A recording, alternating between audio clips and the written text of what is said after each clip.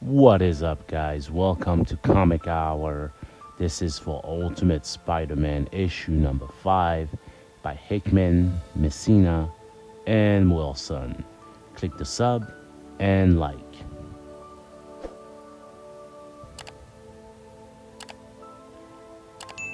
Thank you.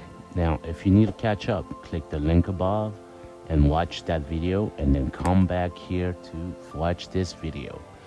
Now, we start the issue here with a flashback from months ago at a cocktail party where it seems Norman Osborn is waiting for his son's arrival to the party. Norman, who is barely late for anything, is aggravated that his son Harry is late. Norman gets him on the phone. "Hey Dad, I'm sorry. Thought I called Mom." Says Harry. "Where are you?" says Norman. Apparently, they have an important meeting with some business folks, and Harry being late does not help his case, as Norman reminds him of what name he bears, the Osborn. As Norman explains to his son that he has great expectation of him, for him to finally grow to the man he was always meant to be, and not to stay a little boy. "We are all waiting for you, Harry," says his dad. And kaboom! Explosions. That will be the last time Harry hears his dad's voice. As you know, this has become the famous explosion in which a young Tony Stark was blamed for. But it was truly the making of the Maker, the ultimate bad guy in the Marvel Universe right now. They orchestrated the explosion, and now we know that it killed Emily and Norman Osborn. And now we find out why Harry is doing what he's doing, a quest for justice to find his daddy's killer. Now, we move to a few weeks later. Harry and Gwen are talking to his father's former attorney. Basically, the lawyer is saying that Harry and Gwen inherited Norman's trust fund and assets. And the last thing he says is that a card was delivered for Harry this morning. They both don't know what it means, but the lawyer knows who it's from. The next day, Harry shows up to a place with the card on hand, presenting it as a pass, where security pats him down. "Well, I'm here," he says, as we see the Kingpin Wilson Fisk enjoying a drink at a pool. It looks like it's the first time that these two meet. Harry tells Kingpin that with Stark Industries gone, Wilson is now the governor and Kingpin of New York. And with that, the Kingpin toasts a drink. "Yes, I've been named, and next week I will be officially elevated to both positions," says Kingpin. Kingpin tells Harry that he needs a favor from him. As Harry tries to explain that he is not his father and that he doesn't have his father's influence, Kingpin says that he wants the remnants of the Stark and Stein company wiped off, as Harry tells him that he can't do anything, but Fisk always has a master plan, and that plan will be to sell those assets to Harry to eliminate whoever was against the Kingpin. 2 weeks later, Harry gets into the Stark secret base with the Ultimate Universe version of Otto Octavius and Gwen. As the first thing they see is Iron Man's suits, one of which was the Ultimate suit from the original Ultimate Universe. Wow, straight down the middle right there. "The base is powered by an arc reactor," says Otto. This was very well put together, as Gwen debates with Harry that the real treasure is if they found secret data sources. Otto says that it's on the computer, but it's encrypted with a protected password, as Gwen says that she will get a team to decrypt the site. However, in an instant, Otto is able to solve the password. It's cliche. The password is Anthony. That's all. And bang, they have access to all the files, suit designs, and the history folder. You're gonna need an NDA to play with your new toys, Otto says Gwen, I'm sorry. With eagerness, Otto says, where do I sign? Now, we move on to 4 months ago, and there we now know the origin of the ultimate goblin suit, made out of the Iron Man designs by Otto Octavius, also creating the bombs for Harry. Then we see a dark mask. What's that, says Harry. I have no idea, but it shows up on the network, says Otto.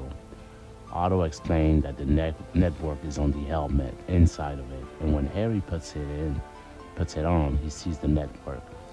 A map with red dots. All those dots represent Stark Tech. They keep on appearing new signals as Harry and Otto don't know what they are meant for. We are just here left hanging as readers. Now, 3 months ago, as we see the Shocker tricking Spider-Man back in issue 2, I believe, and he shocked him. Now we see what happened when Harry has the Green Goblin chased after him, as Shocker is ready to use his glove to electromagnetically take down the Goblin. The Goblin tech shuts his power down. Harry says that he's here for the gloves and that Shocker can keep the money. Harry wants to know where he found those gloves. As Shocker describes, I was robbing this guy's apartment. Turns out he must have just died, had a heart attack or something. Anyway, there was this light and that terrorist kid, Stark, talking, and then the light stopped and these gloves were just sitting there. So I took them. So Stark is alive, as Harry finds out. But Shocker's surprise attack on Harry, but Harry again shuts him down, knocks him unconscious, and leaves. Now, 2 months ago, we see Harry having the first drink with Peter. Back when they met, and Harry asked him for a drink. Remember that? I believe it's issue 3. Here they are. This is where they first got to know each other, as Harry asks if Peter is up for dinner, as they did have dinner in the last issue, as you may have remembered. Now Peter tells Harry that he knows him well, but Harry is quick to point out that this is just marketing, that he really doesn't know who the real Harry is, and that Harry is just a public persona. As this brings out Peter's curiosity, Harry asks Peter if he saw Stark and if Stark gave him the suit. Peter says yes, and that he got Stark accompanied by some bad people who probably killed his parents. Evil people, he says. As you know, these people are the Maker Council, who inherited different universe and are the main cause of this infamous explosion that killed several people. Now Harry is quick to say that now he has a new job, and asks Peter if he knew why Stark picked him. Peter says that Stark told him that he was supposed to be a hero, which was stolen from the bad people. As you know, the Maker went to all these universes and changed the course of history so that heroes won't get the powers. Peter says that as a hero, they're going to do something about this, as Harry agrees. Now in current time, in May, you may remember the battle that Spiderman and Goblin had with Bullseye. Now we see the ramification of that fight, as Harry kept Bullseye as prisoner to question him in an unknown location. Pain is part of the process, says Bullseye.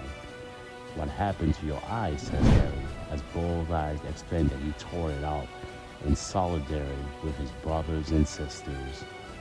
Harry wants answer, but it looks like Bullseye won't budge, as he goes on to talk about the cost of being a hero.